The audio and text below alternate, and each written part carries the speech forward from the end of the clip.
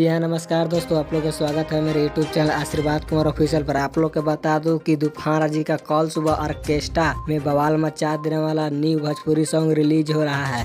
वह कौन सा सॉन्ग है मैं आप लोग के इस वीडियो में पूरा डिटेल से बताएंगे। उससे पहले अगर आप लोग मेरे चैनल पर नए हैं और तूफान राजी को सच्चे वाले फैंस हैं तो इस वीडियो को दिल से लाइक करके चैनल को सब्सक्राइब जरूर करें।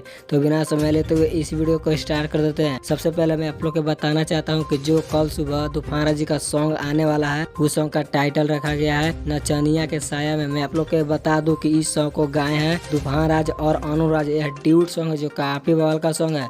और आप लोग को बता दूं कि इस सॉन्ग को लिखे हैं राहुल रोशन जी। और म्यूजिक की बात की जाए तो इस सॉन्ग में म्यूजिक दिए हैं जेपी तिवारी जो काफी बवाल का म्यूजिक देते रहते हैं। और आप लोग को बता दूं कि इस सॉन्ग को कल सुबह तूफान राज ऑफिशियल यूट्यूब चैनल के माध्यम से सुबह 7 बजे फुल वीडियो रिलीज हो रहा है। तो आप लोग इस सॉन्ग को जरूर सुनिएगा जो काफी बवाल का सॉन्ग है। और इस सॉन्ग में दिखाई देने वाली है भोजपुर के काफी बेहतरीन एक्ट्रेस त्रिशाकर मधु जी। और यह सॉन्ग काफी हाई लेवल का सॉन्ग होने वाला है इस लगन में। तो आप लोग इस सॉन्ग को दुलार प्यार अपना दीजिएगा। तो यही थी खबर। अगर वीडियो चलेगा तो इस वीडियो को ज़्यादा से ज़्यादा शेयर करें।